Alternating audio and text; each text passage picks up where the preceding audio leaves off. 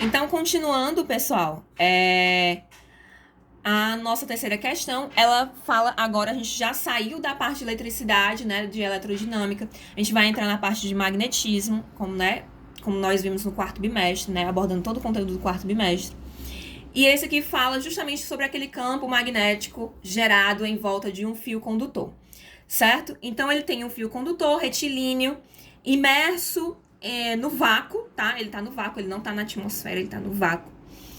E por ele passa uma corrente elétrica constante de intensidade igual a 90 amperes, tá? Então, uma corrente de 90 amperes, esse aqui é o nosso I, nossa corrente. Essa corrente é capaz de gerar um campo magnético ao redor do fio, como a gente já sabe. E ele quer saber a intensidade desse vetor campo magnético num ponto perpendicularmente, né? Ou seja, a menor distância desse ponto até o fio é de 40 centímetros. Então, essa é a distância do ponto até o fio, tá? E ele diz que a permeabilidade do meio, né? A permeabilidade elétrica do meio é de 4π vezes 10 a menos 7 Tesla metro por ampere, tá? Pessoal, sempre que vocês têm uma unidade dessas, uma constante, olhem para a unidade da constante e vocês vão saber o que vocês precisam. Considerar a distância em metros, considerar o campo em Tesla e considerar a corrente em amperes. E vocês sabem que a dependência, eu sei que essa constante, ela depende do quê? Do campo, da distância e da corrente, né? Interessante. Olhem para essas unidades porque elas têm muita informação a dar. Então, eu já sei que essa distância que está aqui em centímetros, eu vou ter que transformar para o quê? Para metro, né? E vou usar lá a minha fórmula do campo magnético gerado por um fio retilíneo, né? A espira é outra coisa, né? Quando a gente tá falando de espira, a gente cancela esse pizinho aqui de baixo. Quando a gente tá falando de fio retilíneo, tem o pi aqui. É só isso que muda, tá? De uma equação para outra. E aí a gente considera, né? A permeabilidade do meio, μ0, vezes a corrente elétrica, dividido por 2π, vezes essa distânciazinha, né? Entre o ponto que eu tô medindo e o fio, ok? Então, eu só anotei aqui os dados, ó. Permeabilidade do meio, 4π vezes 10 a menos 7. Corrente elétrica, 90 amperes. Distância, né, que é o nosso R, vai ser 40 centímetros, mas a gente sabe que precisa estar em metros, então eu tenho que dividir isso aqui por 100. Ando duas casas com a vírgula, né, ó, pra cá. Vai ficar 0,4 metros, ok? Agora é só substituir. Onde tem μ0, eu vou escrever 4π vezes 10 a menos 7. Né? Tudo isso aqui é o μ0. Onde tem I, eu vou escrever 90. Onde tem R, eu vou escrever 0,4. Ok? Foi o que eu fiz aqui, pessoal. Eu vou cancelar os π's, porque tem π dividido por π dá 1, né? Eu não preciso deles aqui mais, porque estão dividindo. É o mesmo número, um dividido pelo outro, posso cancelar. E 4 dividido por 2 dá 2. Então, esse 2 cancela e esse 4 vira 2 aqui em cima. Então, vai ficar 2 vezes 10 a menos 7, vezes o 90 que eu não mexi com ele, dividido por 0,4 aqui embaixo, ok? 2 vezes 90, pessoal, dá quanto? 2 vezes 9, 18. Acrescento o 0 do lado, dá 180. Vezes 10 a menos 7, que eu repeti, não mexi com ele até agora. E aqui embaixo, ao invés de escrever 0,4, eu transformei em notação para ficar mais fácil. Então, eu andei uma casa com a vírgula aqui, ó, para a esquerda, né? E aí, subtraio 1 no expoente da base 10, tá? Então, fica 4 vezes 10 a menos 1, porque eu tô aumentando o número. Se eu estivesse diminuindo, eu colocaria expoentes positivos. Como eu tô aumentando, eu tô saindo de 0,4 para 4, eu coloco o expoente negativo, tá? É uma regrinha para vocês memorizarem isso daí. Então, vai ficar 180 vezes 10 a menos 7, dividido por 4 vezes 10 a menos 1. 180 dividido por 4, né? A gente sabe que esse é o primeiro passo. 180 dividido por 4, né? Eu pego só o 18. Não dá 4 vezes 4, né? O 4 é o número mais próximo. Dá 16, subtraio, sobra 2, baixo 0. 20 dividido para 4 dá 5. E aí, a divisão 180 dividido por 4 dá 45. Então, o meu campo magnético vai ser 45, e aí a base 10 repete. O que eu faço com os expoentes quando eu estou dividindo? Eu subtraio, né? Vai ficar menos 7, menos 1. Menos com menos dá mais, vai ficar menos 7, mais 1, menos 6, tá? E aí, se eu quiser simplificar ainda mais e sair de 45 para 4,5, eu ando uma casa com a vírgula para a direita. E o que é que eu faço quando eu ando uma casa com a vírgula para a direita? É o que eu falei para vocês. Aqui eu andei para a esquerda, eu subtraí no expoente. Se eu andar para a direita, eu vou fazer o contrário, eu vou somar no expoente. Então, vai ficar menos 6 mais 1, que dá menos 5. 4,5 vezes 10 a menos 5 é o valor do meu campo magnético nessa situação, certo? Espero que vocês tenham entendido. Qualquer coisa, revejam várias vezes até entender, certo? É assim que funciona. E façam aí, mudem os valores, tentem fazer com outros valores, né? Vão variando, é assim que a gente aprende física, tá?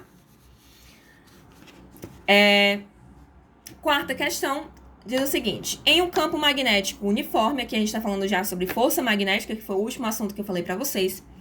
Em um campo magnético uniforme de intensidade B igual a 0,4 Tesla, é lançada uma partícula eletrizada com carga Q igual a 5 vezes 10 a menos 6 Coulomb e velocidade V igual a 2 vezes 10 a terceira metros por segundo, tá? Formando um ângulo θ com o campo B. Determine a intensidade dessa força magnética, da força magnética que vai agir sobre essa partícula, quando o ângulo entre a velocidade da partícula e o campo magnético for de 30 graus. A gente sabe que se esse ângulo for zero, né, a força magnética é zero também. Nesse caso é 30, então a força magnética não vai ser zero. E ele diz que o seno desse ângulo é igual a 0,5, ok? Então, quais são os dados que ele me informa?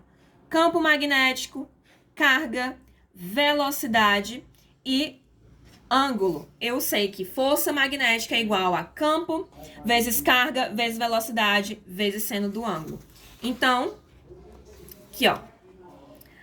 Força magnética vai ser o módulo da carga vezes a velocidade vezes o campo vezes o seno do ângulo. Então, carga é 5 vezes 10 a menos 6, velocidade 2 vezes 10 a terceira, campo 0,4 e ângulo 30 graus, substituindo todo mundo. Aqui é a nossa carga, né? Positiva, sempre positivo, sempre tentar positivo. Aqui é a nossa velocidade, aqui é o nosso campo e aqui é o seno do ângulo, que é 30 graus, certo? Aí, pessoal, o seno do ângulo é 0,5, né? Foi o que eu fiz. Não tá todo mundo em notação científica, né? Exceto o 0,4 e o 0,5. Então, vamos colocar todo mundo em notação para simplificar a nossa vida.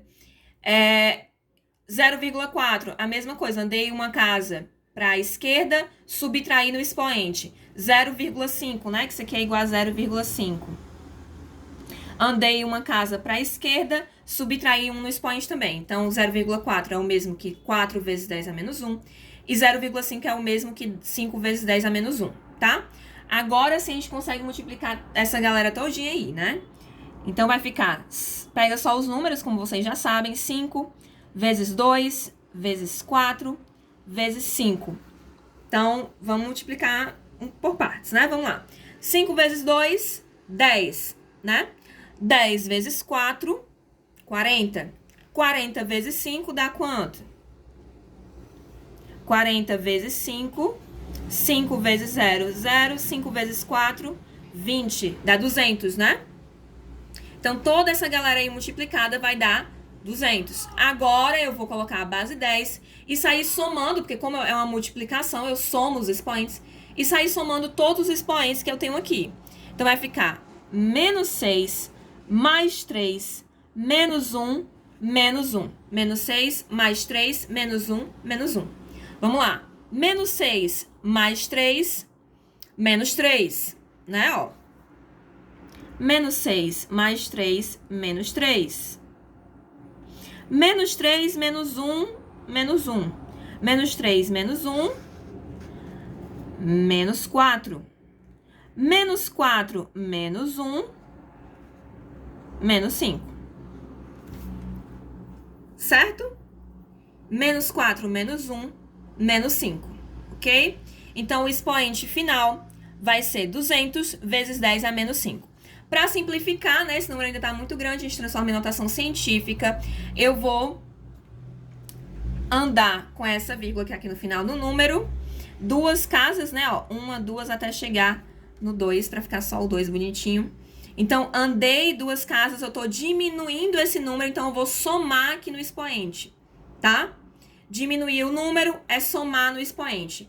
Aumentar o número é subtrair no expoente, certo? Então, estou diminuindo o número, vou somar a quantidade de casas que eu andei aqui no expoente. Então, vai ficar menos 5 mais 2. Menos 5 mais 2 dá menos 3, tá?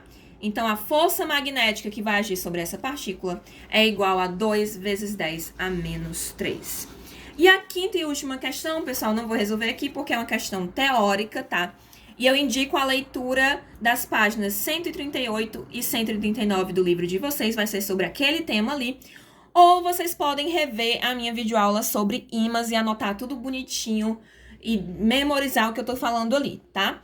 Ou vocês podem fazer as duas coisas, que é melhor ainda. Leiam as páginas e revejam o vídeo, tá? Pra fazer essa quinta questão, que vocês vão receber o 10 de vocês bonitinho, tá? É isso. Mandem as dúvidas de vocês, ok? Esse é o nosso último encontro, espero, de videoaula, né, virtual. Espero que ninguém vá pra recuperação, que todo mundo faça a prova e termine esse ano bonitinho, certo? Foi um prazer gravar essas aulas pra vocês. Mandem as dúvidas de vocês, mandem as mensagens que vocês quiserem. Um abraço e até a próxima.